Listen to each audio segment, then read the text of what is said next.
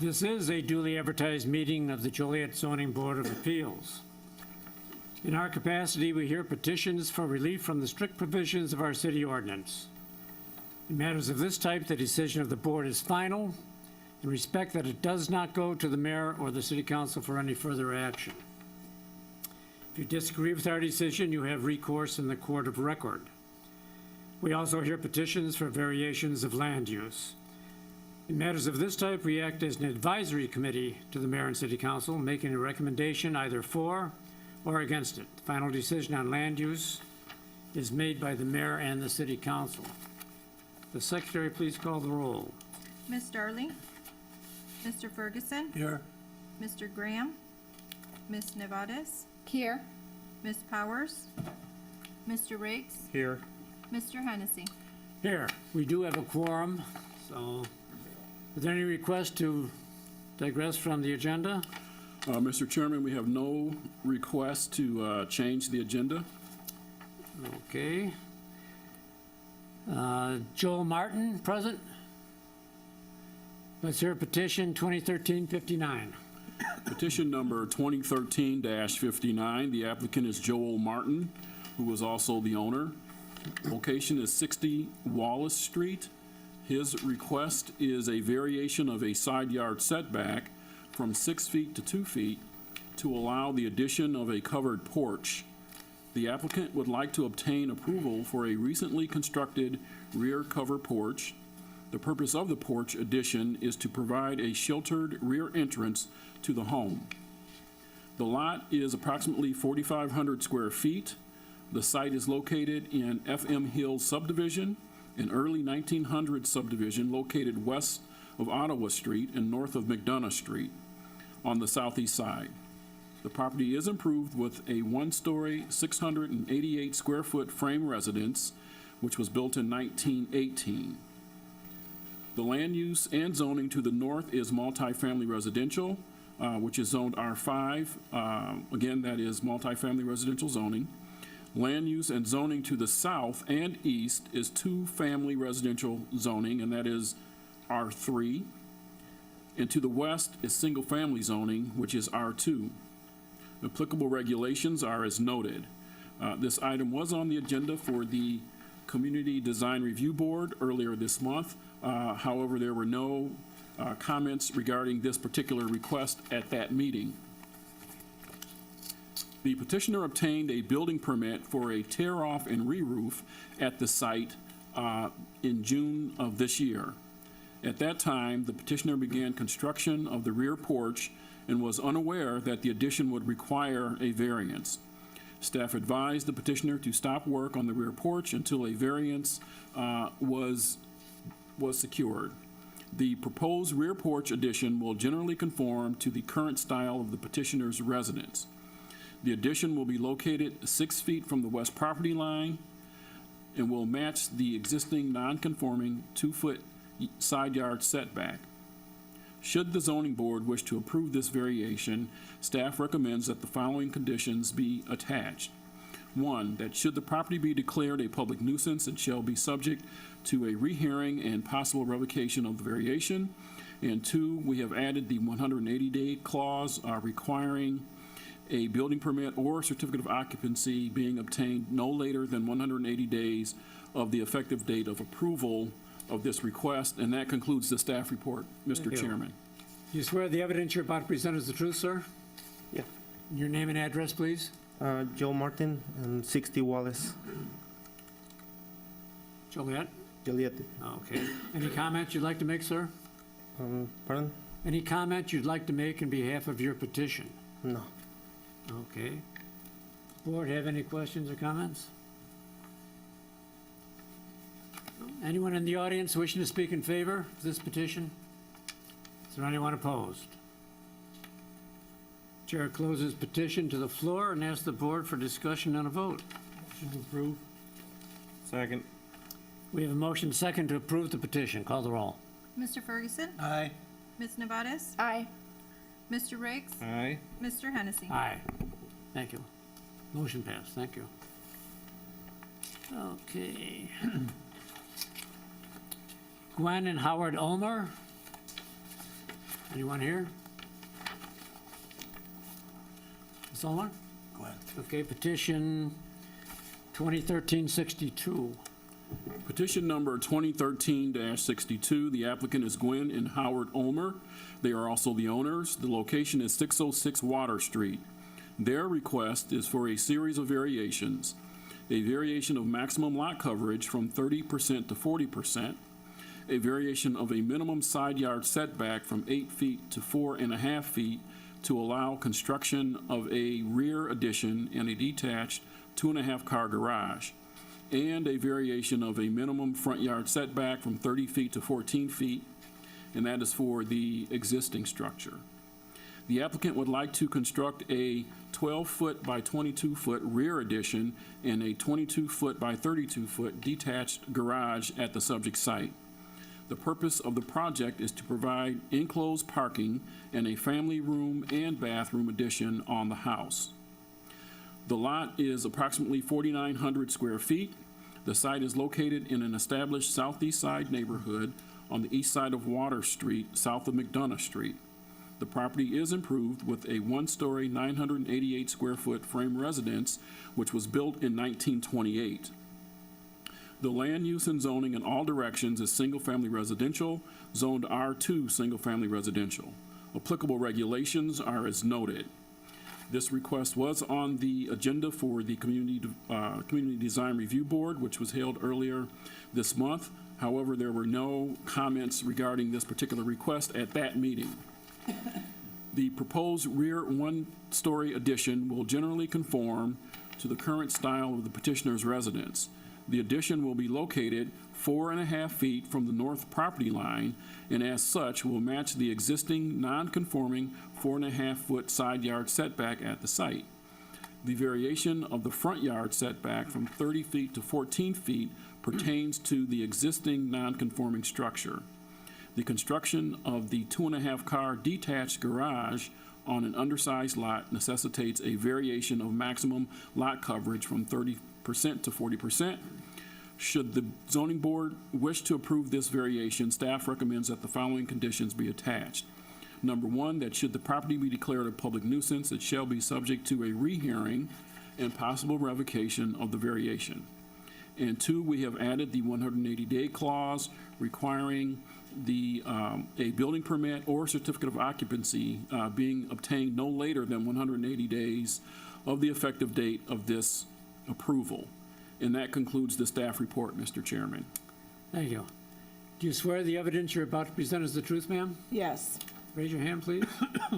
And could I have your name and address? I'm Gwen Ulmer. I live at 606 Water Street.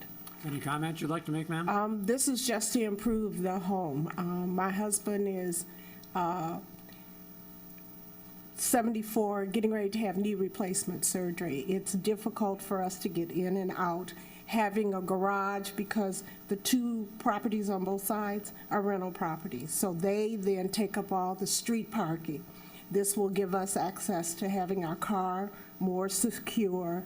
And it looks like in years past that the two lots, 604, it was one piece, and then it was divided. So because of that divide, it really doesn't give us the opportunity to expand and have the same opportunity to add a two-car garage, and or without going over that allotted amount of space. Okay. Could you flash back to the front stairs there? No, back one more. Yeah. It looks like your front stairs are deteriorating there. Correct. That's part of our, we're doing stages. Affordability is a big piece. And so that's, by having the access to the back will allow us easier access, and then that being a part of what we're improving That's as well. in the future plans to prepare that. Okay, Yes. thank you. So I have a timeline, I just don't have money. I have to budget like the city, Welcome doing to the step club. by step, okay? Okay. Any questions from the board?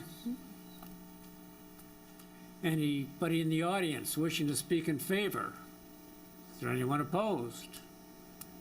Chair closes the petition to the floor and asks the board for discussion and a vote. Motion to approve? Second. We have a motion and a second to approve the petition. Call the roll. Ms. Nevadas. Aye. Mr. Riggs. Aye. Mr. Ferguson. Aye. Mr. Hennessy. Aye. Good luck, ma'am. Thank you. Okay, Dave Glonick, petition 2013-63. Petition number 2013-63. The applicant is Dave Glonick, That's correct. and he is also the owner. Location is 309 Nicholson Street, and Mr. Glonick's request is for a variation of a required minimum side yard setback from 8 feet to 3.5 feet to allow a rear 2.5 car attached garage. The applicant would like to construct a 20-foot by 37-foot or 740 square foot garage addition on the rear of the existing residence. The purpose of the addition is to provide increased parking for 2 cars and a 10-foot by 12-foot work area. The lot is approximately 9,800 square feet and is located in the historic Cathedral area, west of Center Street and north of Western Avenue. The property is improved with a 2-story, 1,800-plus square foot frame residence, which was built in 1917. A paved driveway located on the north side of the house will be extended to provide access to the attached garage. There is no rear alley. Therefore, access to the garage will remain exclusively at the front of the property. Surrounding zoning and land use to the north, south, east, and west is single-family residential, zoned R2 single-family residential. Applicable regulations are as noted. This was on the Community Design Review Board agenda earlier this month, and there were no comments at that meeting regarding this particular request. The proposed rear addition will generally conform to the current style of the petitioner's residence. The addition will result in an extension of an existing non-conforming 3.5-foot side yard on the south side of the residence. The required side yard is 8 foot. The proposed length of the garage addition is 37 foot. Should the zoning board wish to approve this variation, staff recommends that the following conditions be attached. 1, that should the property be declared a public nuisance, it shall be subject to a rehearing and a possible revocation of the variation. And 2 is the 180-day clause requiring a building permit or certificate of occupancy being obtained no later than 180 days of the effective date of approval. And that concludes the staff report, Mr. Chairman. Thank you. Do you swear the evidence you're about to present is the truth, sir? Yes, I do. Could I have your name and address? David Glonick, 309 Nicholson Street. Any comments you'd like to make? Yes, when we moved into the area, the reason why we moved into the area, we weren't looking for a house originally. We had a nice little place in Stickney, and we had friends in the neighborhood, so one day we decided we'll just take a look around, and we fell in love with the area. We love the old trees. We love the neighborhood. And when we looked at houses, one of the first house that we looked at was, in fact, the house that we ended up purchasing. And we knew at that time that we had to purchase a garage. So we have this beautiful backyard. We have beautiful old trees. We don't want to touch the trees. With the garage being put in this particular way, we will not have to damage any of the 2 large oak trees which are in the backyard. The garage will give us a place to park. It is protected from weather, from tree sap, and from general misconduct from people around. It'll give us a place to start to put lawn equipment. We currently have only a old shed in the backyard. We would like it located attached to the house so that we don't have to, so that we can come right in from the garage and from the rain, the snow, frost, hail. And as I already said, we won't have to cut down any trees, any of the large trees. I believe that this will increase the property value, and it will also increase the living space by us being able to use the driveway as a patio as well. That's all. Thank you. Any comments by the board? Questions? Is this the garage in the back here, or is that That just what garage you're there? talking about? That one there, that's the neighbor's garage. You can see here, our driveway is on the right, and it butts right up against Mr. Tony Weber, who's over here. It butts right up against the property. It's on the property line. So that what we would actually have to do at this point is there's a doorway with a small area walk out, we're going to have to cut that, make it a two-step, and then the car will be able to barely get by on that side and then be able to turn in, which is why with the location, that setback will give us room to turn into the garage. Will the shed be removed afterwards? Yes. Any other questions from the board? Anybody in the audience wishing to speak in favor? Is there anyone opposed? Come forward, please.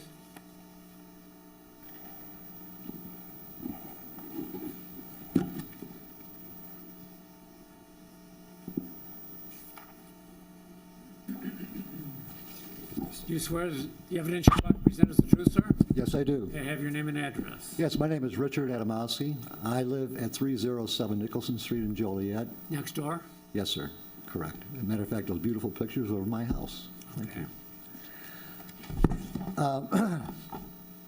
I've been a resident with Joliet my entire life, and 34 years ago, we moved into the Nicholson Street area, the cathedral area. And we've lived there for 34 years very happily. And just like Mr. Glonick has indicated, that was our motivation for going there because of the surrounding area and the view that we get and the people who live in that area. My house, perhaps you could have seen that from the slide, is located on the south side of Mr. Glonick's house. And I'm here today to contest the petition that he's requesting. Based on the conclusion of the Community Design Review Board meeting held on November 7th, 2013, I will attempt to show that the approval for the request of the addition of a 2.5-car garage will have an adverse impact on the essential character of our area that we live in. Furthermore, I will also attempt to show that there is not ample evidence to support 2 of the 3 conditions required by the Zoning Board of Appeals. Before I get into that, I'd like to first go through a timeline of events that occurred prior to today's meeting. On November 3rd, Mr. Glonick came to my home and indicated he was going to put a garage up in the back of his yard. So I asked him to show me where that location would be. And when I was out there with him, he pointed to the back of his house, the southwest corner of his house, and indicated that's where the back of the garage would be, and we're going due west. Okay. The following day, I got in my mailbox and I found this card, which was the notice of public hearing, and I was kind of confused because there is really no north side that would be at 311. There's really no north side there, so this had to refer to the side of my house. So I decided I best go and file for a FOIA, which I did, and I got the documents regarding what this is actually all about. And I reviewed the diagrams that were there and noticed that instead of what Mr. Glonick had told me, what he was going to do was to take a line off of a porch that was added on years ago to this home, and from that line go forward. Well, that really concerned me for several reasons, and that's really what I want to talk about. However, we did have a meeting, Mr. Glonick and I, on November 19th, a few days ago, and he came over, we talked, and what I got out of that meeting with Mr. Glonick was that really the whole idea here of why he wants to attach a garage to his house is simply because he does not want to walk to any place other than from his house directly into a garage. And that's kind of where I want to go with this. You know, my basic reason for challenging this is, yes, it's going to have an adverse effect on my house, and I'll get into that later. But right now, I just want to let you know, 34 years ago, I moved to this area simply because it was an open area. There was no blockage. We could look from our backyard. When I spent a lot of time and effort to improve my backyard, to improve the way my view would be of the entire area which we live. So if you look in this area, which I call the old area, the old cathedral area, there are no attached garages in this area. Every home that's in that area has a detached garage. Anyone who lives in those homes is going to walk out of their door, and they're going to walk to their garage. Most of these garages are either mid-yard or they're backyard garages. Example, in the last 10 years, there's been either a building or improvement of garages in that area. 429 Buell Street, there's a detached garage there that was built not within the last 10 years.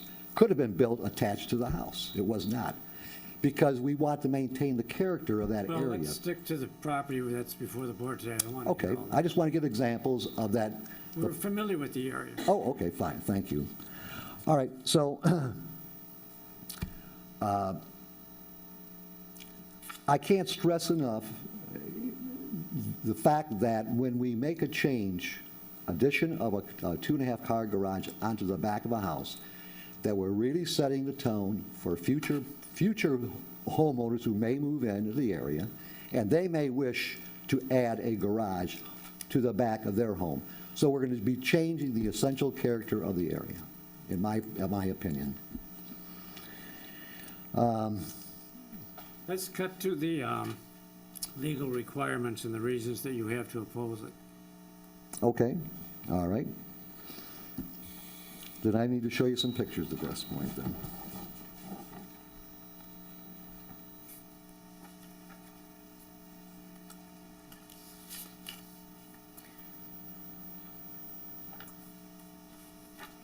Thank you.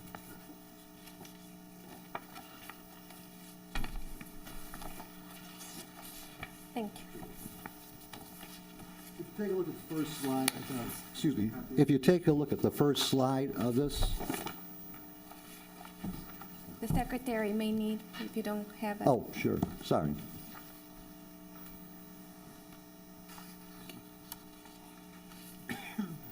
If you view the first slide of this picture, the red line there on the top is picture 1, is a computer-drawn line showing where the garage is actually going to start. On the bottom, 1A, a computer-generated blackout or whiteout was put there to show you that that's what the garage is going to be looking like. That would be the pad of the garage. If you go to picture 2, please, is another outline of what the garage would be looking like. You'll notice that the tree that's there, of course, will come down. And on the bottom, again, it's a whited out to show you what the structure of the garage would be looking like.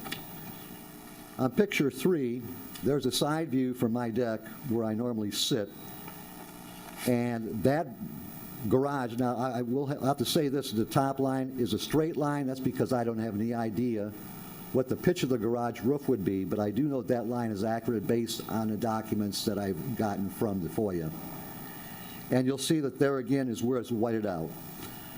And finally, the last picture probably tells it all. As you all know, you all have kitchen windows, and when you stand at your kitchen sink and you're washing dishes, you like to look out your kitchen window, view the neighborhood, see what's going on, view what maybe perhaps you were working on outside. This is the view that I'm going to get from the inside of my kitchen when I look outdoors, and this is all blocked off. So, in conclusion, the only thing I can really say is that of the 3 points which evidence must support, I do not believe that the plight of the owner is due to unique circumstances. And the reason I say that is, as I pointed out to Mr. Galanick in our recent conversation, November 19th, there is another location, actually there's 2 locations in his backyard that he could use. One of those locations is adjacent to my garage. That would not require him to cut down any oak tree. He could place a garage there where the back of that garage would be adjacent to the north side of my garage. That would not impede any view. That would not impede anything, and it certainly would not change the character of the area because it would be a detached garage. For him to get there through a driveway, he would have to do the same thing that he's proposing right now, which is to have to make a turn to get to the garage. So that turn is still going to exist if he had that next to my garage. So therefore, I do not believe that he has a plight for unique circumstances. And obviously, I hope I made my point clear that the variation of granted will not alter the essential character of the locality. Yes, it will. And I think that's the most important of all of them. I really do. I think that we make this or if this change is granted, I think that we possibly will have other people who want to do the same thing, and I'm afraid that our preservation of that area is going to suffer for it. Do you have any questions? No, but of course, most of your objections are based on assumptions. Well, okay, Mr. Hennessy, I can't argue that point with you. I'm simply telling you there are facts that there are no attached garages in that area. That's not an assumption. That is true. Well, you know, when those garages were built, you probably had single-car families, and in today's society, you have multiple cars and families, so I Okay. think you can anticipate that those requests will be forthcoming, and we'll have to deal with them individually as they come up. Okay? But that is in the future, and there's not too much we're going to be able to do about that. Okay, then do Appreciate you, your arguments and your position. well, again, then I'll go to the other argument that I have. There is another location in his yard you can place that garage, and there is. If you board members would like to come and see it, I'd be more than glad to show you exactly where that location I is. did look at it. Pardon me? I did look at it. I've driven past the area. And Have you? looked at it, yeah. I'd ask, Mr. Secretary, what is the, those are narrow, long lots. So that the practical difficulty here is that anyone in that neighborhood that want anything, what is the standard side yard for all those properties? I mean, even if you look at the house here, it's obviously in violation of the ordinance itself. The standard side yard setback is 8 feet. And none of those houses in that area are probably, Most of the houses are currently non-conforming. yeah, it's because it's an older neighborhood. Correct. So there again, there's your practical difficulty. That no matter what you do, you're gonna have that with any lot in that area. Do you know what your side yard variation is, sir? Do I know what it is? Looking at this picture, you're right up almost to a foot and a half or 2 feet The side yard yourself. property line, the property line goes on a slight angle. It's from utility pole, which is located in the easement of the back area of the yard, to the utility pole that's located near the street. I can tell you that if you look at these pictures, again, point out, Well, just the first picture itself, you can see how close this building is going to be to my driveway. And basically, I have a very small space in there that's going to be between his back of his garage and my driveway. Well, I'm looking at the side of your house and the outline of the whiteout Okay? where his garage is going to be. What is the distance between that side of your house and that garage? I can tell you the distance between the end of my driveway and slide one to that line, I measured it, it's 7.5 foot is where it is. From this point to this point?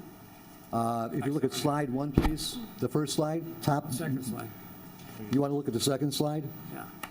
Okay, the second slide, if you take my driveway and you go from that end of my driveway to that red line, which is the back, would be I'm talking the, about this picture right here, sir. Yeah, What is this distance right here?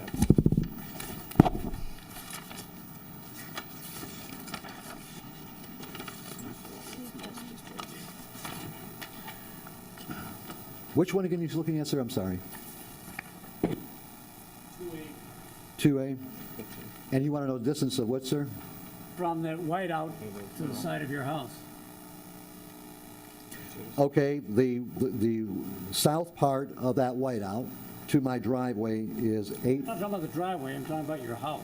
Oh, I'm going to get to that. My driveway is an 8-foot driveway, and the distance between the end of my driveway to that structure is 8 feet, or 7.5 feet, so you're talking, that would be 15 feet. I'm not talking this distance, I'm talking this distance right here.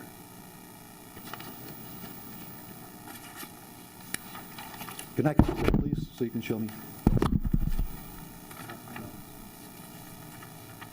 distance between this garage and here?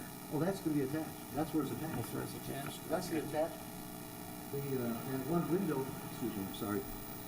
Mr. Glonick indicated that that one window is going to be removed. That's going to be the entrance into his home. Okay. So it's right up, it's attached garage. Any other questions by the board here?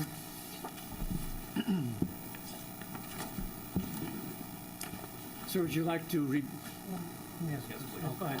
That driveway, is that going to necessitate a shared drive, or is there going to be enough No. room for a driveway in there? His driveway is on another side, sir.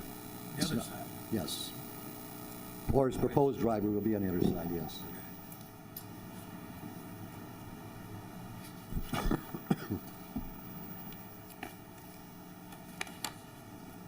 Any other questions? Where's Tom? So where is it's going to be over here? What are we looking at on this? Can you come up? Sure.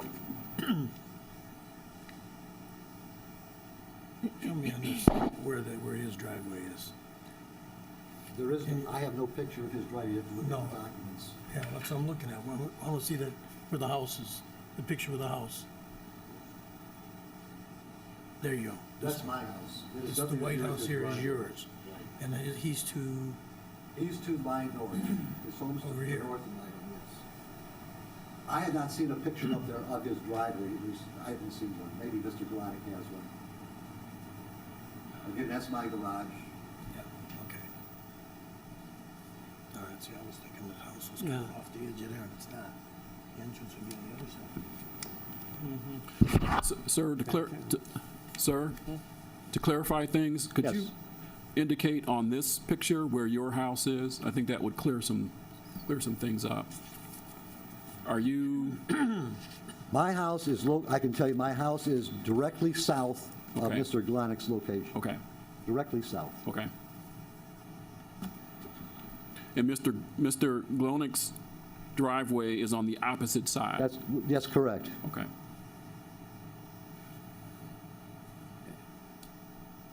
Any other comments by the board? Sir, would you like to rebut any of these comments? Yes, please.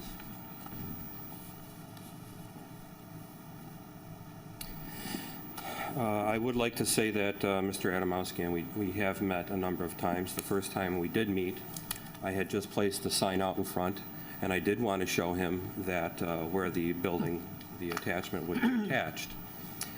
I believe that he just may have, either inadvertently or not, there was no deceit on my part. I wanted to show him approximately where it was. But as you can see, in this picture, this one here, that is the sunroom as it currently exists, and that the property line exists 3 feet 9 inches off of that currently. And by putting the attached garage at this location, we would in fact be lining up the back of the garage with the back of the sunroom, so that it would actually make a line, and then the area where the bird feeder is currently at would stay a little nook. I would also like, again, with the, if you can go back to the Google shot, the Google Earth, yeah. Can I find it here? This is my house right here. This is Mr. Adamowski's house. This is his garage. This is my driveway, which ends just beyond my house. All right. And the property line, again, runs directly over that. And then the shed is back here. There's a large oak right here, and there's a large oak right here. The small tree that Mr. Adamowski pointed out, that would have to be cut down is in fact an old redbud, which is actually losing branches, and it would not decrease the area any whatsoever. I am not certain that if you look at this photo here, That is, I will say that that is accurate to a point. Now, on, James, which, I have pictures too. Could you go back to all the pictures that were taken of mine? No, keep going, keep going. That's all his, that's his, that's mine, that one.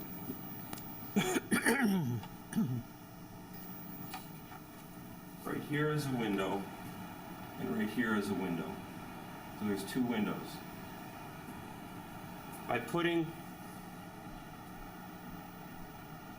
the door of the attached garage at that location, you would have ease of access, and we would, in fact, be increasing the view as it currently exists along that line to incorporate the backyard.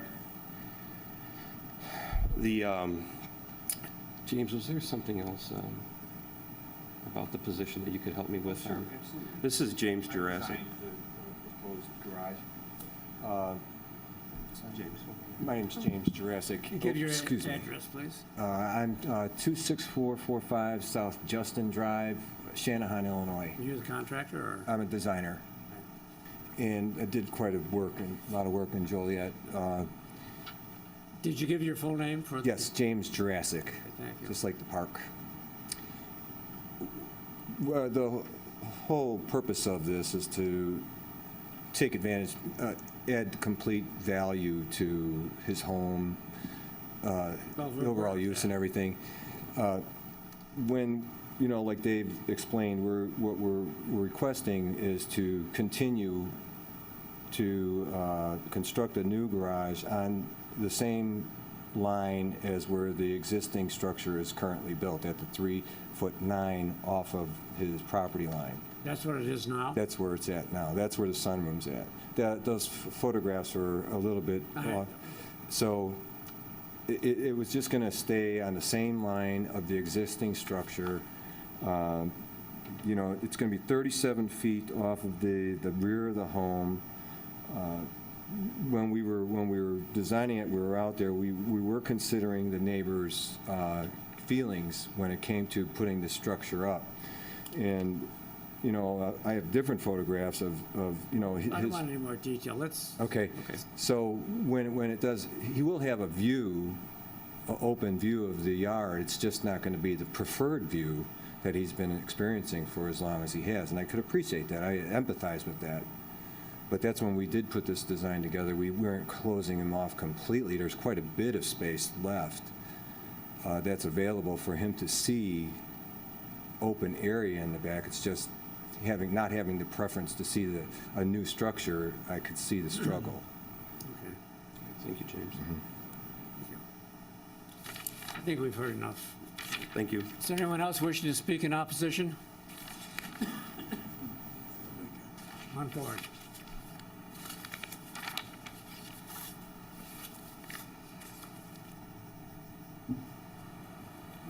You swear the evidence you're about to present is the truth, sir? I do. An address. Quinn Adamowski, 520 Knox Place, Joliet. This gentleman here just made a fantastic point. Could you go back to the slide of Mr. Galanic's plot lines?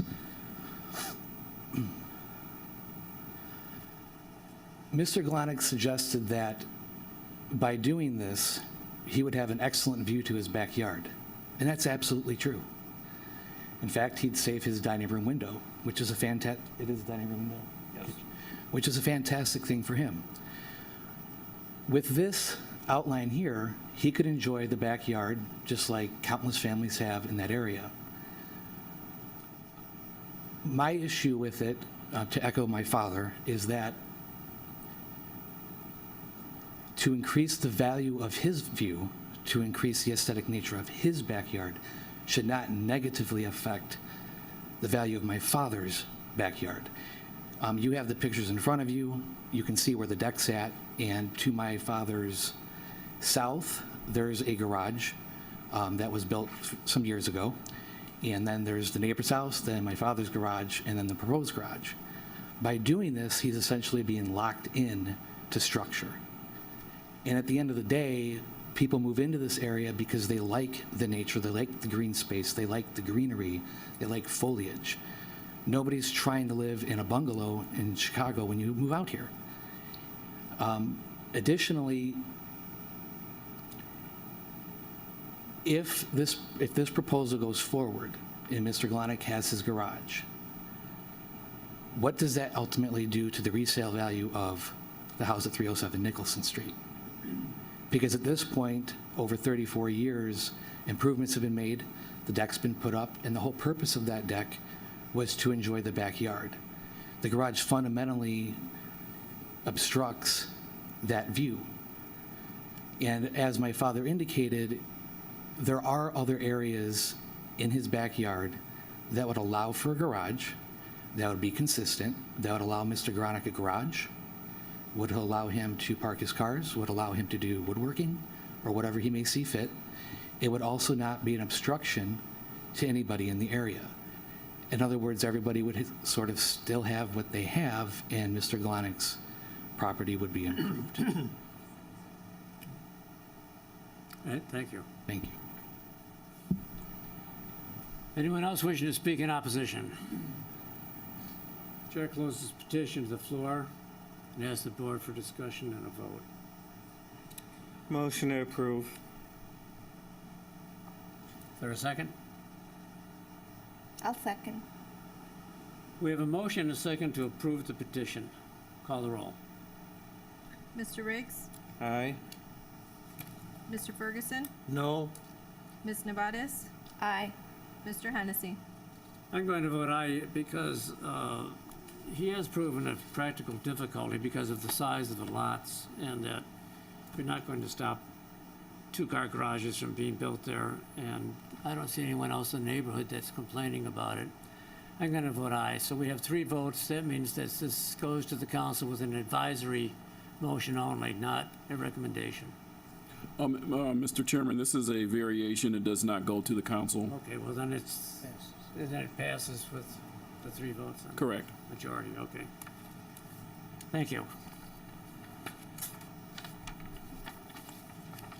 Leticia and Wilbur Powers.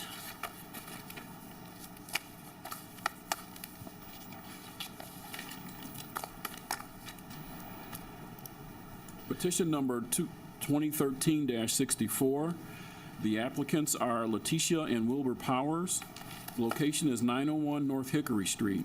Their request is for a variation of use to amend ordinance number 9421 and ordinance number 16722 to allow an extension of tavern operating hours from 1 a.m. to 2 a.m., and that would be Friday and Saturday. The applicant is requesting approval to amend 2 ordinances granting a variation of use to allow continuation of a tavern, which is a B3 general business use, in an R3 1 and 2 family residential district at the subject location.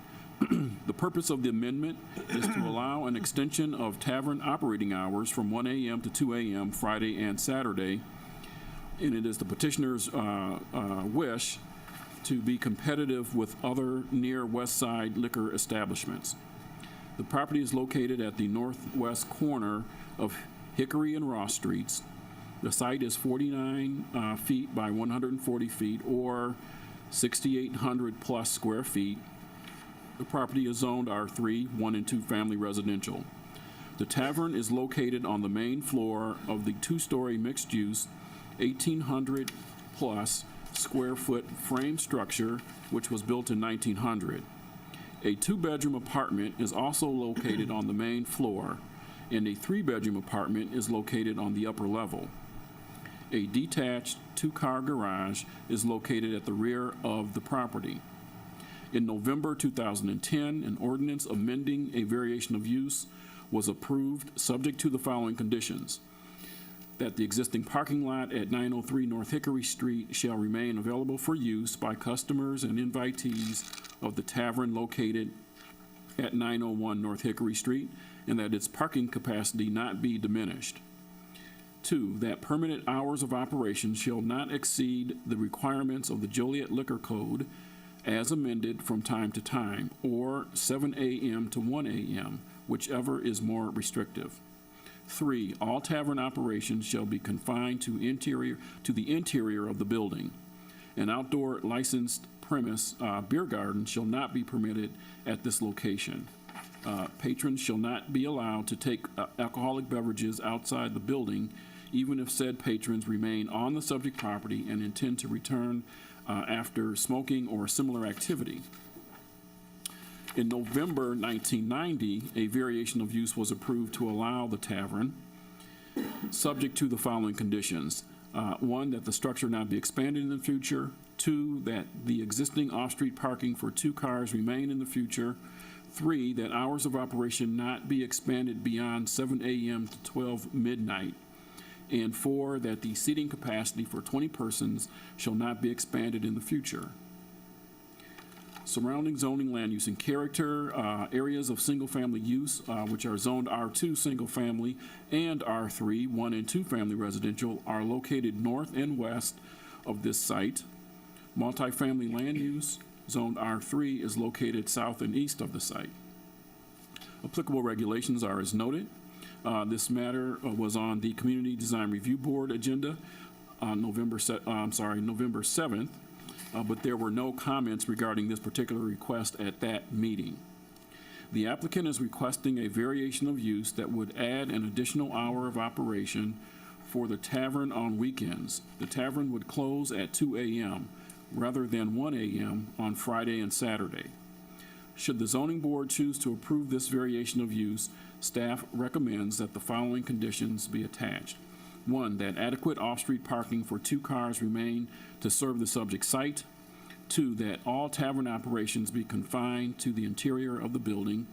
And 3, that should the property be declared a public nuisance, it shall be subject to a rehearing and possible revocation of the variation of use.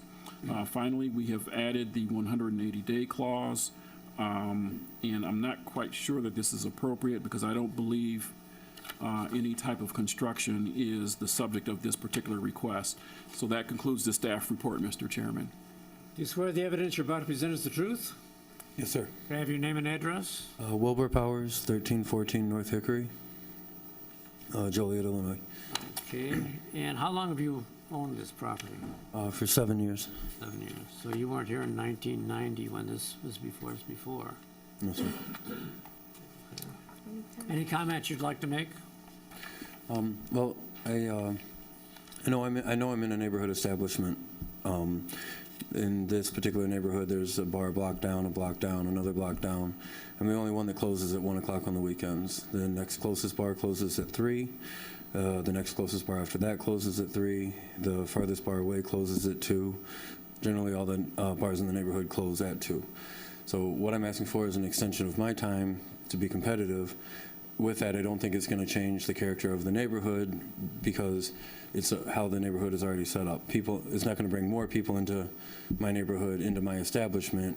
They just won't leave there as soon and go down the road to the next establishment that's actually staying open later. Most of my crowd comes in later, 9:30, 10 o'clock, people start coming in. Right now on the weekends, honestly, when we close, everybody just goes down the street to one of the other bars. They don't go home, they just go down the street. They leave their cars parked at my place, they walk down, they're walking back and forth. What I'm asking for is just opportunity to stay open an hour later to be competitive with the other establishments in the neighborhood. Thank you. Any questions or comments from the board?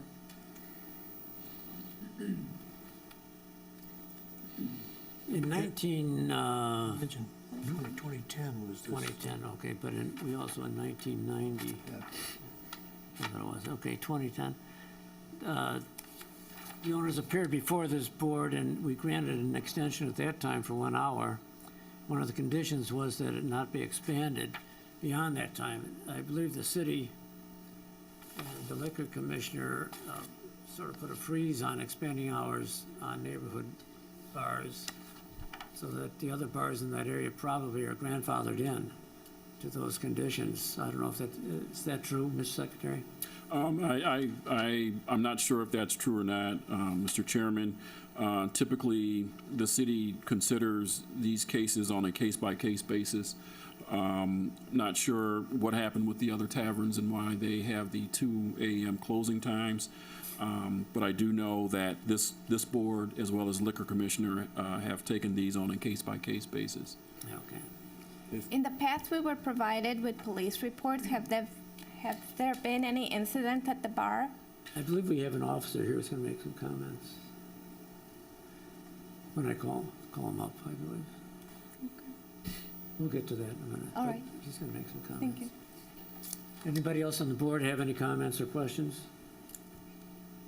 Is there anybody in the audience wishing to speak in favor of this petition? Is there anyone opposed? Okay, are you here as a group, or Yeah, there's a couple people that want to speak, some immediate homeowners. And are you the spokesperson for the group? For our association, for our CNC association only. Okay, come on forward. Facilitator might not have made it today, so I prepared a presentation on his behalf. Okay, on our so group's behalf. if there's going to be multiple speakers, I don't want anyone coming up here making repetitions of things that have already been said. So pay attention to what's being stated. Come on forward. Do you swear the evidence you're about to present is the truth, sir? Yes, sir. May I have your name and address? John Sheridan, live at 1122 North Center Street. As I stated, I'm here today to represent our neighborhood association, Cuttingham Neighborhood Council. We are here today to talk about petition 2013-64. We would request that you deny the extension of hours from 1 a.m. to 2 a.m. for Letty's Place for the following reasons. When the City of Joliet looks at a liquor application, they have a code, City of Joliet Liquor Code, Section 413, excuse me, Application C 9, 10, 11. And they take into consideration the neighborhood, the type of neighborhood. They take into consideration the number of bars and restaurants that serve alcohol within a 1 square mile area. And as you mentioned earlier, somebody mentioned earlier, they also take in police reports, law enforcement problems in that area. I know this isn't a liquor commission hearing here today, but I would ask that you take common sense to prevail on the issues that we're bringing forth today. The parking is far from adequate. As you can look at that picture right there, well, there's one behind well, let's talk about this one first, or the one behind the bar. Let's go behind the bar. There are 4 parking spots behind the bar, one of which is occupied by a black antique truck that permanently parks there. Look at the photos attached to Northwest View. You can kind of see it behind the garbage can right there. That takes one of the parking spots.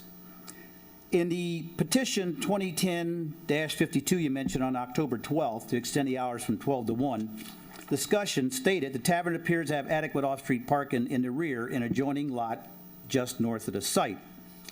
I'd like to point out to you that picture is used in that particular petition, you don't have it in front of you, were actually pictures of a bar located at Hutchinson and Hickory, the old former Lumpy Pickle. It wasn't even his bar that was in that particular petition, which could have misled people as to the parking arrangements. Either way, there's no parking on the north side of Letty's. That's a city sidewalk. You know the size of a telephone pole. You see the asphalt spread. You get an idea. If I park the car diagonally and the butt end of that car is sticking out in the street, most of the time, it creates a traffic hazard, and it's been called on before to the Joliet Police. There's a sidewalk to be used by the citizens. It belongs to the citizens of the neighbors of that neighborhood. They can't use it because of the cars parked there diagonally. In addition, they may be in violation of zoning law, section 47-3 R3, 1-2 family residential district. Off-street parking code states each 2 family dwellings in an R3 district shall have no less than 3 off-street parking spaces on where the dwelling is located. Very simply put, you cannot claim the same 3 parking spaces in the back for 2 purposes, one for the bar, one for my rental property. In the same petition, Mr. Powers stated, we feel there is no impact on the essential characteristics of the neighborhood. All other taverns in the vicinity have later hours than us already. There is never an incident at our establishment. Our customers are people that know each other, cause no problems in the neighborhood. This is what he wrote in the petition. The neighbors in the surrounding area, they have a different point of view. 16 police calls so far this year. Come around to the neighborhood and see them come out of the bar to urinate on the streets at night or by their cars. The cussing and loud drunken behavior all hours of the night. Throwing beer bottles and cans, trash in the neighbor's lawns. This is a good neighbor? I don't think so. With extended hours come more alcoholic consumption and more potential for short tempers and violence. There was a shooting right down the block, resulting in a person dying just a short while ago. In another incident with extended hours at a bar located center in Russell Street, it turned into the OK Corral shootout in the Old West. They too had extended hours. I would also ask why there is no petition for variance of use. Well, I did find that out. I'd have to go get that with Freedom of Information Act. You don't put that on the website. I gathered that from the prior, so I'll strike that. In summary, you have two petitions before you from CNC. One, with our membership, the whole meeting, the consensus of the group was that they did not want changing in their neighborhood who lived directly, and then one more petition, there's two of them. One of people lived directly next to the bar, the surrounding immediate area, and some of those folks are here today. Our CNC group tries to work with businesses in the area when we can and when it's reasonable. We just worked with a new restaurant at the corner of Hickory and Hutchins to transfer that liquor license from the old Croatian Club to the new Mexican restaurant. We met with the people. He agreed to serve alcohol until 11 p.m. on Friday, Saturday, and Sunday, where license went to midnight, and then through the week, Monday through Thursday, till 10 p.m. So we do try to work with the business. I ask you, Mr. Chairman, and other committee members to listen to the voice of the neighbors that live in the immediate area surrounding the tavern and deny the variation of use to extend the hours of operation for Letty's Place. It's the right thing to do for the neighbors who have to live there every day of their lives. Put yourself in their shoes before you cast your vote. The neighbors were there first. The bar was added later. Thank you for your time. Appreciate it. Thank you. Yes, ma'am, come forward.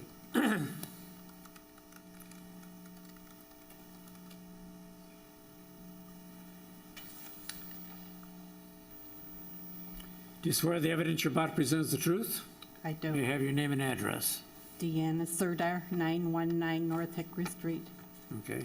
We have property at 260 Ross, 916 Summit, and also at 923 North Hickory. Now, when this tavern, 51 years ago, when we were married and bought on Hickory Street, it was Skeeter's Tavern. It was a neighborhood tavern. There was walking, no cars. All right, when he purchased this tavern 7 years ago, he purchased it with the closing time of midnight. Since then, he got it to 1 o'clock, then it's going to be 2 o'clock, and then 3 o'clock. They're leaving that bar, going past our places, and they're loud, and the girls screaming, and they go down to Sophie and Andy's. Now, I know he's got a livelihood, and we don't deny him that, but he can't control his customers when they leave his building. Now, parking, in the ordinances, it says that for every bar stool or chair, there's supposed to be a parking place. He's got 20 stools, no parking place. Now, I mean, we want him to have a livelihood, but maybe he should purchase a bar elsewhere and rent that downstairs. He doesn't live in the establishment, so he doesn't hear the noise. He lives further down on Hickory. Now, there's 2 bars for sale, Sophie and Andy's, but that doesn't have a lot of parking. Down the street, the other Ted and Sophie's, or up on Rainer. I say maybe relocate and rent your place as units. Be a good neighbor. Think of us that have been there, and we have all our life has been in that area. Thank you. Anyone else? Mr. Chairman, I wanted to present to you the 13 bars in the area. I forgot to get that to you. Well, we're not allowed to accept petitions, if that's what that is. You can put it on. It's just the 13 locations of the bars. Yeah, we're aware of it. Thank you. Want to get this to the secretary, please? Sure, you can. Thank you. Thank you.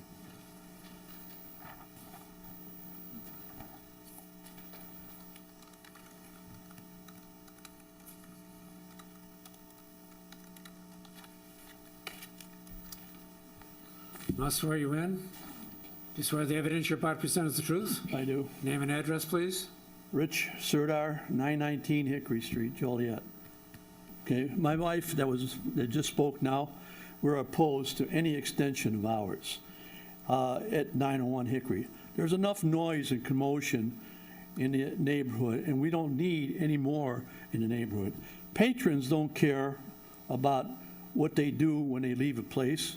They raise all kinds of hell. They're noisy and everything. They're bad about them. From 901 Hickory, which is that tavern, to 1101 Hickory Street, there are 5 places that sell liquor. We just had a list of them. Right. 4 taverns and 1 restaurant. And these in the 2 residential blocks, the neighborhood, the era of the neighborhood tavern is gone. In order for him to exist, they have to import patrons. They have to come in and park wherever they can in that area. And it just makes it worse. The parking and congestion is really terrible. When he has the perpendicular parking by his tavern on the south side, you take over more than half of the street, and you end any sidewalk that's on the south side of the tavern, which was brought up before. And about parking for the apartments, according to the city ordinance, you have to have a couple of parking places per apartment. The one at 901, there's room for 4 vehicles. He's got the truck in there now, and there's 3 other spots. By law, you got to have 2 spaces for parking for the apartment. And he says 903 Hickory Street is another 2 space. Well, 903, it goes to the apartment, not to his tavern parking. Okay? And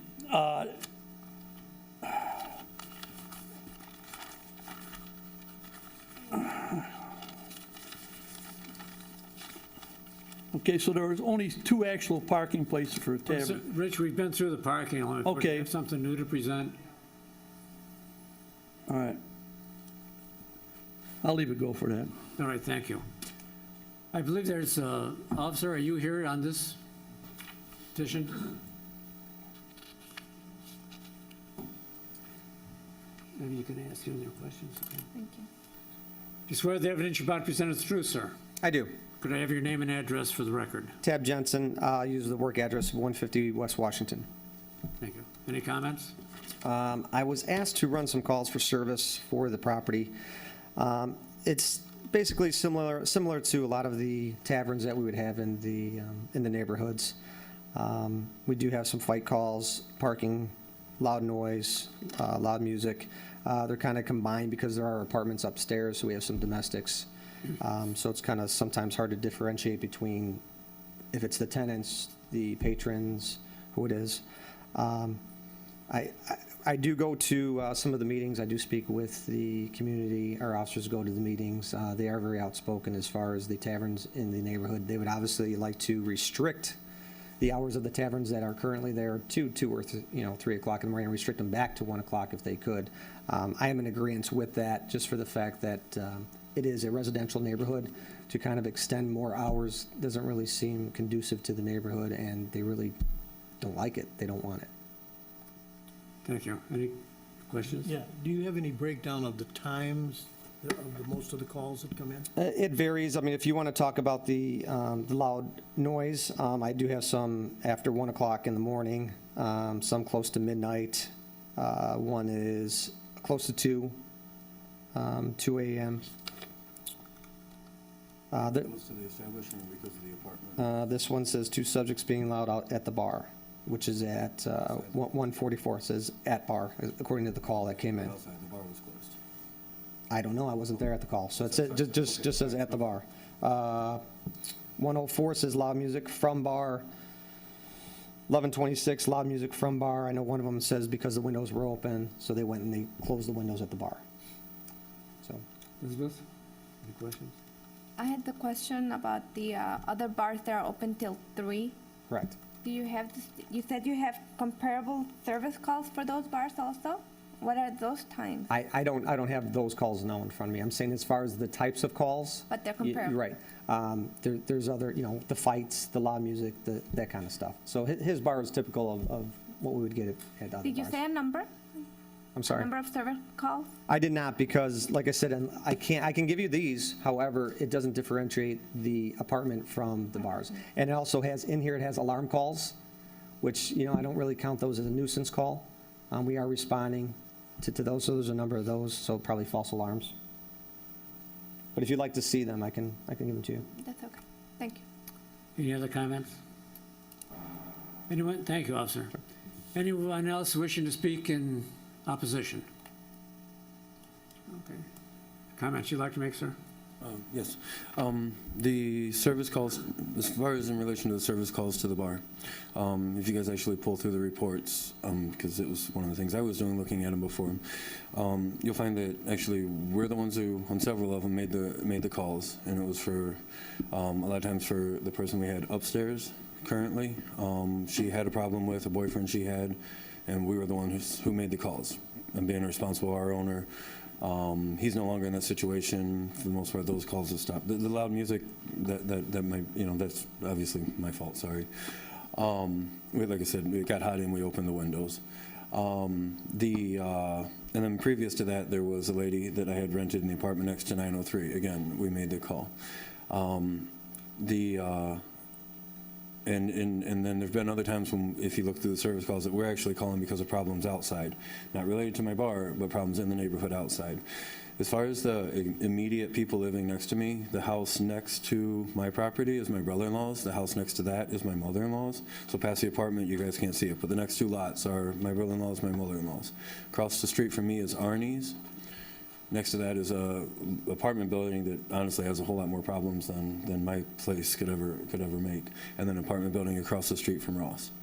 I do have an agreement with Arnie that we're allowed to park over in his parking space. I don't have, as far as parking space on my property, there's also a 2.5 car garage that, if knocked down and was blacktop, would wind up making 3 parking spaces. I actually want to do that because I don't use the garage. And so it's just dead space to me. But I mean, at the same time, honestly, if I get to have the hours allowed to be extended, I'm going to knock it down and make the space because I'm going to need the parking. If I don't, I'm probably just going to leave it there because it's just an expense to take it down. As far as traffic in the neighborhood, I mean, they're right. My bar closes, everybody goes down the street. That's one of the things I'm arguing in my point is if my bar's open later, when it closes, not everybody's going to walk down the street. Yes, there is still 1 more hour. Some people are going to go, some people aren't. But when I close 2 hours early before the other bars, they are going because they just got to my bar a couple hours before that. So, I mean, honestly, in my opinion, I mean, like I said, it's my brother-in-law, my mother-in-law's house right next door. I do know a lot of people in the neighborhood. I do care about the neighborhood. I think if I have the extended hours, it's actually going to lower the traffic between places because at 1 o'clock, people are still going out. At 2 o'clock, some people might go for that last hour. Most people, honestly, probably aren't. At that point, when I close down and I turn off the music, their mood kills, they're going to go home. So, so that's kind of my, I do have 2 parking spots for the 903 apartment, which is next door. It's a separate lot, and that's not counted in the parking spots I have for the 901 because it's a separate lot, separate parking, separate apartment. So when I'm counting my spaces, it's not counted as one. I don't count them in as part of the bar parking. There's a fence. Whoops, sorry. There's a fence that divides the lots, and the garage takes up the rest of the space that divides the lots. So. Okay, thank you. I'm going to close discussion of the floor now, ma'am. I'm closing discussion of the floor, asking the board for a decision and a vote. Motion to deny. Second. We have a motion and a second to deny the petition. Call the roll. Mr. Ferguson? Aye. Ms. Nevadas? Nay. No. Mr. Riggs? Yes. Mr. Hennessy? I'm going to vote aye simply because I agree that the days of the neighborhood bars are long time past.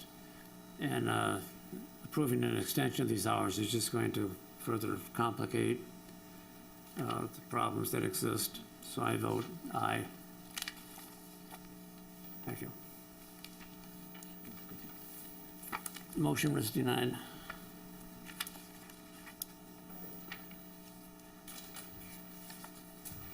Petition Letitia Cromie. Anyone here for? Here she comes. John, oh, okay. Petition 2013-65 and 2013-66.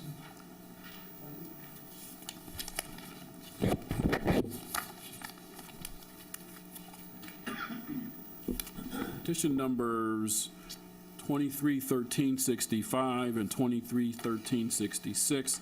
The applicant is Latresa Cromie. The owner is John Kelly. Location 1107 West Jefferson Street. The request is for a variation of use and a special use permit. The petitioner is requesting a variation of use to allow a B3 general business use within a B1 neighborhood business zoning district and a special use permit in order to allow an antique dealership as part of a proposed home decor business. The property in question is 22,000 square feet, contains, a 22,000 square foot lot that contains a 10,000 plus square foot two-story commercial strip center. Currently has 5 other mixed uses within the commercial strip center. Surrounding zoning, land use, and character: to the north is residential R4, and that's multifamily. To the south is commercial. To the east is commercial. To the west is commercial. And those areas are all zone B1, which is our neighborhood business zoning. Applicable regulations are as noted. This item was on the Community Design Review Board meeting agenda, but there were no comments at that meeting regarding this particular request. The petitioner wishes to operate a home decor business called Latresa's Treasures that mostly includes the sale of antiques. She has recently been redesigning vintage wingback and barrel chairs, china cabinets, buffets, tables, and dressers, and selling them on eBay and Etsy. Initially, there will be 3 total employees that will work at the store, which will open Tuesday through Saturday and be closed on Sunday and Monday. The interior contains 1,540 square feet for a merchandise display area and will also include a bathroom and some office and storage room space. Sufficient parking is available within the large adjacent parking lot in the side and front. There will be no outside sales, displays, or storage allowed. If the zoning board desires to approve this special use permit request, the following conditions would be included. The 180-day clause requiring that a building permit or certificate of occupancy be obtained no later than 180 days of the effective date of approval. And finally, should the property be declared a public nuisance, it shall be subject to a rehearing and possible revocation of the special use permit. And that concludes the staff report, Mr. Chair. Thank you. Do you swear the evidence you're about to present is the truth? Yes, I do. Could I have your name and address? Latresa Cromie, 7612 Sugar Maple Drive, Plainfield, Illinois. Okay, any comments you'd like to make, ma'am? No, sir. No. Any questions or comments from the board? Is there anyone in the audience wishing to speak in favor of this petition? Is there anyone opposed? Chair closes petition to the floor and asks the board for discussion and a vote. Motion to approve. Second. We have a motion, a second, to approve the petition. Call the roll. Ms. Nevadas? Aye. Mr. Riggs? Aye. Mr. Ferguson? Aye. Mr. Hennessy? Aye. Thank you. Martin and Laura Biggs. Here. Petition 2013-67. Petition number 2013-67. The applicants are Martin and Laura Biggs. They are also the owners. The location is 2913 Bisbee Drive. Their request is for a variation of a required rear yard setback from 25 feet to 18 feet to allow a 3-season room on a proposed deck. The applicant would like to construct a 15-foot by 18-foot room addition on the rear of the existing residence. The purpose of the addition is to provide a 3-season room. The lot is 9,240 square feet and is located in the BD Highland subdivision on the east side of Joliet. The site is generally south of Maple Street and west of Gauger Road. The property is improved with a 1-story brick and frame, 1,500 plus square foot frame residence, which was built in 2001. Surrounding zoning and land use and character: the land use and zoning in all directions is single-family residential, zoned R2, single-family residential. Applicable regulations are as noted. There were no comments regarding this particular request at the Community Design Review Board meeting, which was held earlier this month. The proposed rear addition will generally conform to the current style of the petitioner's residence. The addition will provide a three-season room built on a planned wood deck. The resulting rear yard setback following construction of the room addition will be 18 feet. Should the zoning board wish to approve this variation, staff recommends that the following conditions be added. One, that should the property be declared a public nuisance, it shall be subject to a rehearing and possible revocation of the variation. And finally, we have added the 180-day clause requiring a building permit or certificate of occupancy being obtained no later than 180 days of the effective date of approval. And that concludes the staff report, Mr. Chairman. Thank you. You swear the evidence you're about to present is the truth? Yes, sir. Name and address, please. I'm Martin Biggs, 2913 Bisbee Drive, Joliet, Illinois. Any comments you'd like to make, sir? No, we've been in the house for about 4 years now. We're looking to expand, to add to our quality of life, and also add to the value of our home. That's it. Short and sweet. Any comments or questions from the board? Anybody in the audience wish to speak in favor? Is anyone opposed? Chair closes petition and asks the board for discussion and a vote. Motion to approve. Second. We have a motion and a second to approve the petition. Call the roll. Mr. Ferguson. Aye. Ms. Nevadas. Aye. Mr. Riggs. Aye. Mr. Hennessy. Aye. Thank you. Thank you. Christopher Calros, petition 2013-69. Petition number 2013-69. The applicant is Christopher Calros. He is also the owner. Location is 307 Woodworth Avenue.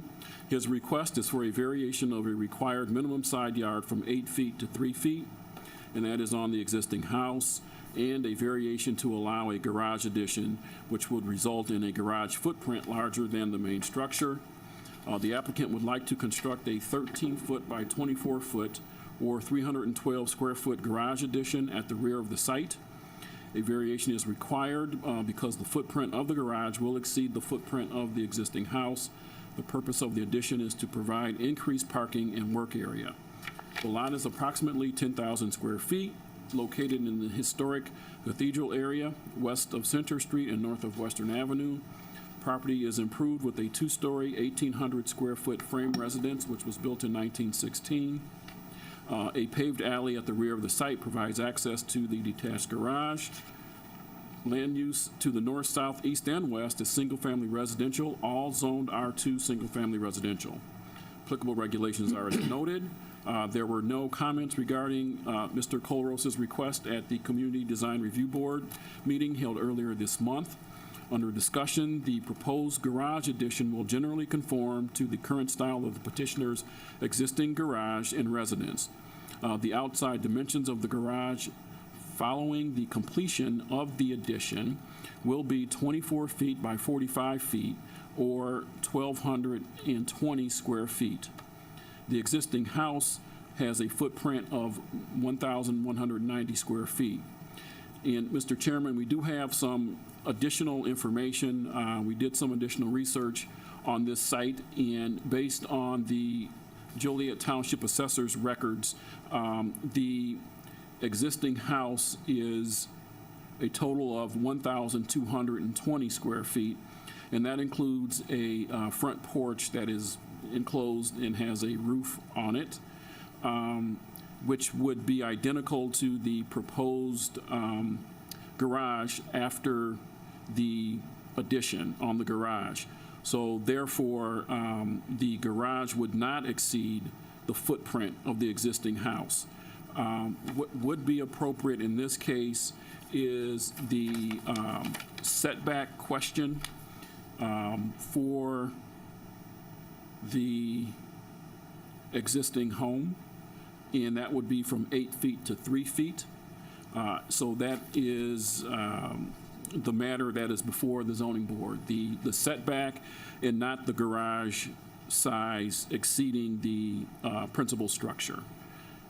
Should the board wish to approve this variation, staff recommends that the following conditions be attached. In that, should the property be declared a public nuisance, it shall be subject to a rehearing and possible revocation of the variation. And finally, we have included the 180-day clause requiring that a building permit or certificate of occupancy be obtained no later than 180 days of the effective date of approval. And that concludes the staff report, Mr. Chairman. Thank you. Do you swear the evidence you're about to present is the truth? I do. Name and address, please. Christopher Colross, 307 Woodworth Avenue in Joliet, Illinois. Comments? I'm just asking to add a bay onto my garage. The area that I'm adding onto the garage is on the 15-foot setback side of my house. The 3-foot section they're talking about is on the far side of the property, and the garage is already there. So I don't really think I need a variance, but I'm here. What do you need the extra space for? I have some old Chryslers I restored, and I put them in my garage. So you store what? 68 cars you Dodge take Coronet. to auto shows and things like that? Yes, sir. Okay. Where have you been storing them? In my neighbor's garage. Is he charging you rent? No, but he will. He'll probably oppose it. I don't know. Any questions or comments from the board? Nada? Anyone here wishing to speak in favor? In favor? Come forward.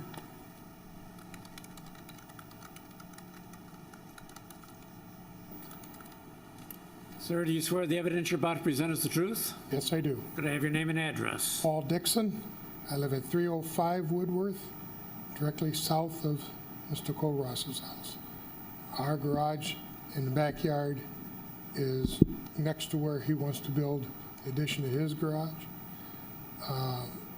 All four of the garages in that particular intersection in the back were all rebuilt after the tornado of 2004. Were all smashed. Since he built his garage there, he's got 3 teenage sons. They work on their cars. Never had any complaint at all of noise or anything like that.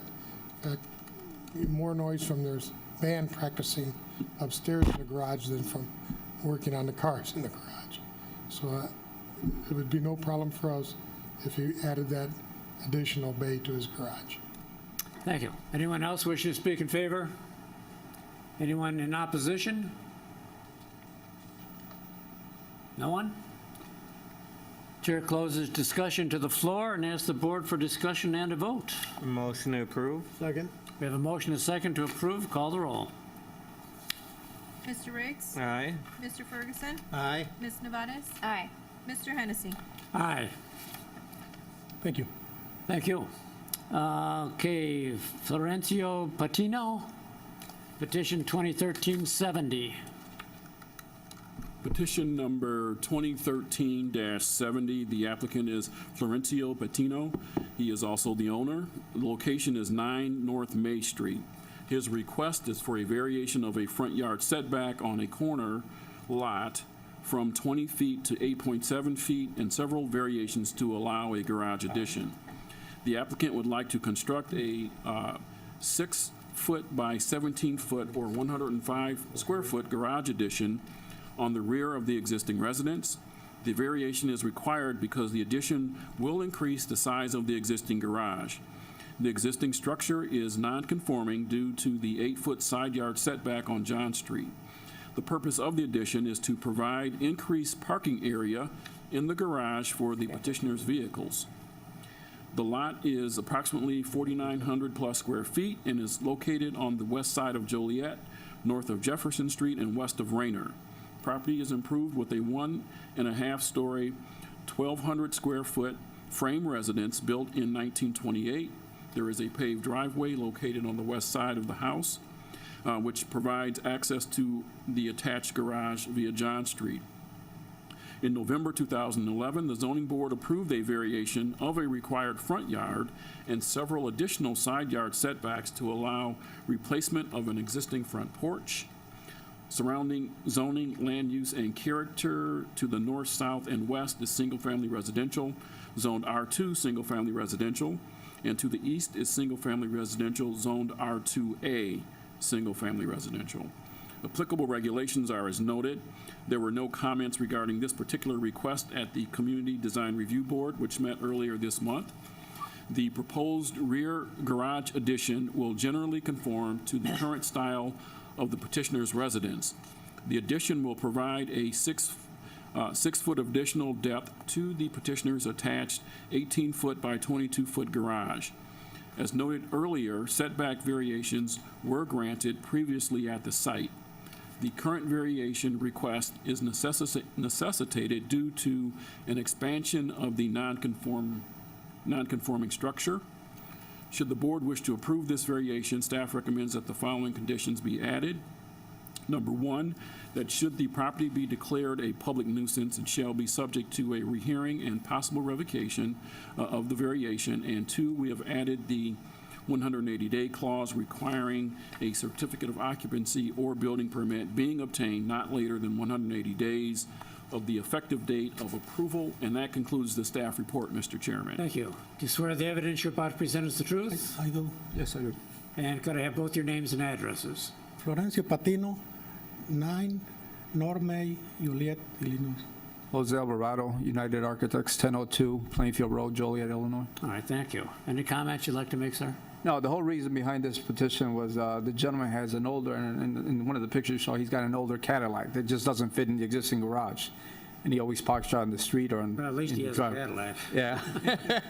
But anyway, and he started adding on to himself, but it looks like it wasn't up to code, so that's when he hired us to, do the garage the right way, and, we have to go through the process, and this is just part of the way, get him going. So that's the whole thing for it. We just want to make sure he locks up his older car in the garage. Well, you could buy him a new Cadillac A6, it would fit. Yeah.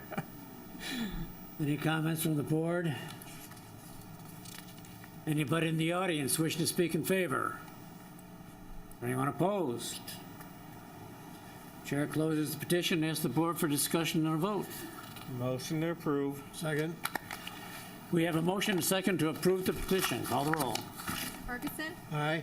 Ms. Nevadas. Aye. Mr. Riggs. Aye. Mr. Hennessy. Nice presentation. Thank you. Aye. Okay, petition 2013-71-72, Crystal Del Rio. Petition numbers 2013-71 and 2013-72. The applicant is Crystal Del Rio. The owner is Dick Dow. Location 1100 Plainfield Road. No, that's right, that's the old. Her request is for a variation of use and a special use permit. The petitioner is requesting a variation of use to allow a B3 general business use within a B1 neighborhood business zoning district and a special use permit in order to allow massage therapy as part of a proposed personal training business. The property in question is approximately 30,000 square feet and contains an existing commercial strip center that currently has 2 other office uses. The property is zoned B1 neighborhood business. Surrounding zoning land use and character: to the north, residential, R2 single family. To the south, residential, B1 neighborhood business. To the east, commercial, B3 general business. To the west, residential, R2 single family. Applicable regulations are as noted. No comments regarding this particular request at the Community Design Review Board held earlier this month. It is the desire of the petitioner to open a massage therapy and personal training business within a vacant tenant space at an existing commercial strip center. The interior space in question totals 1,056 square feet. It will include a reception area, a restroom, 2 massage rooms, an exercise area, and an employee break room. Adequate parking is available within the shared parking lots and at the front and rear of the building. The massage aspect of the business will offer Swedish massage, deep tissue massage, sports massage, hot stone massage, and pregnancy massage. Clients can schedule an appointment by but walk-ins are also welcome. Clients will typically fall within the following groups: people recovering from injuries or accidents, people seeking relaxation, people seeking alternative health care, serious athletes, people seeking weight loss, and people preparing for events, such as weddings and vacations. The applicant business owner will be the sole therapist at this time. She is a graduate of the Universal Spa Training Academy in Downers Grove, with training in massage therapy and is licensed with the state of Illinois. She is also in the process of completing her American Council on Exercise certification for personal training. Her husband, who will be a partial owner in the business, is not a therapist but will help with the business. The facility will be subject to periodic inspections by the state approximately every 2 years. The business would be allowed to operate 7 days a week from 6 a.m. to 8 p.m. If the zoning board desires to approve this special use permit request, the following conditions will be added. 1, that the hours of operation not expand from 6 a.m. to 8 p.m. 2 is the 180-day clause requiring a building permit or certificate of occupancy being obtained no later than 180 days of the effective date of approval. And should the property be declared a public nuisance, it shall be subject to a rehearing and possible revocation of the special use permit.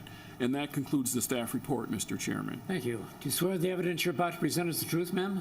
I do. Name and address? Crystal Del Rio, 606 Florence Avenue, Joliet. Any comments you'd like to make? Yes. The purpose of this business is to promote health and wealth in the community.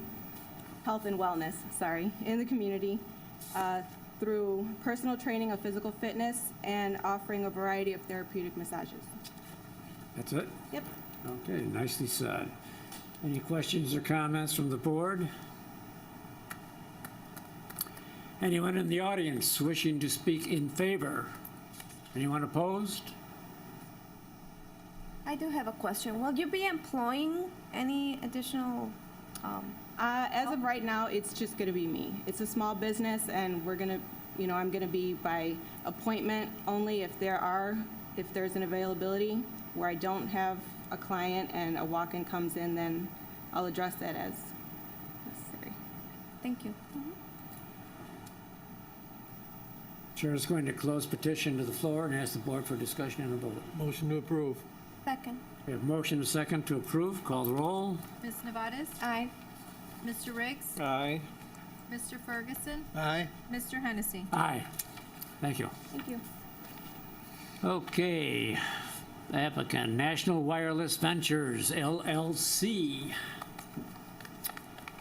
Finally, huh? You should have packed a lunch. It's all right, Mr. Chairman. It's just Petition- fine. We have, Petition read the number okay, 2013-73 through 2013-82.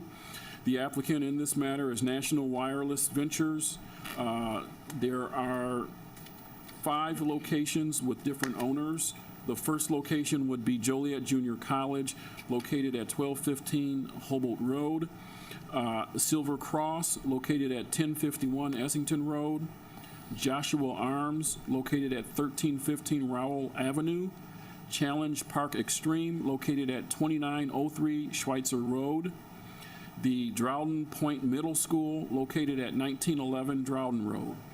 And their request is for variations of uses and special use permits.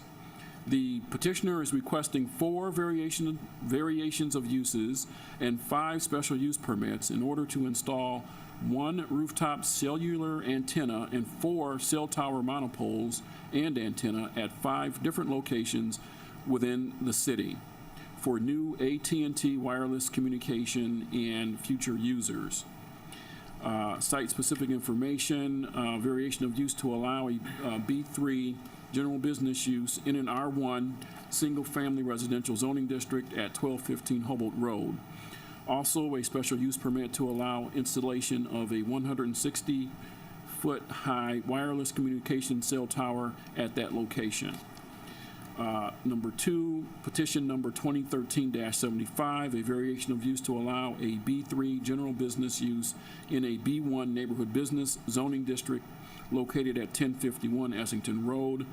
Petition number 2013-76, a special use permit to allow installation of a 150-foot tall wireless communication cell tower at that location. Petition number 2013-77, a variation of use to allow a B3 general business use in an RB restricted business zoning district located at 1315 Rowell. Petition number 2013-78, a special use permit to allow installation of wireless communication antenna and equipment on a building rooftop at that location. Petition number 2013-79, a special use permit to allow installation of a 160-foot-high wireless communication cell tower and antennas located at 2903 Schweitzer Road. And petition number 2013-81, a variation of use to allow a B3 general business use in an R2 single-family residential zoning district located at 1911 Droughton Road. And finally, petition number 2013-82, a special use permit to allow installation of a 129-foot-high wireless communication cell tower and antenna at that location. Surrounding zoning, land use, and character is depicted in attached maps. Applicable regulations are as noted. There was a land use committee meeting earlier, and the committee heard the proposal for the new wireless communication cell towers and antenna at their meeting, and that was held November 19th, which was after the writing of the staff report. I really have nothing to report from that meeting regarding this particular request. This was also on the agenda for the Community Design Review Board, which met earlier this month. There were no comments from that meeting. Under general discussion, National Wireless has recently been contracted by AT&T in order to upgrade their wireless communications facilities in the Joliet area in order to provide better service and accommodate higher demands. To achieve this, it has been determined that additional towers and antenna are needed in 5 new proposed locations.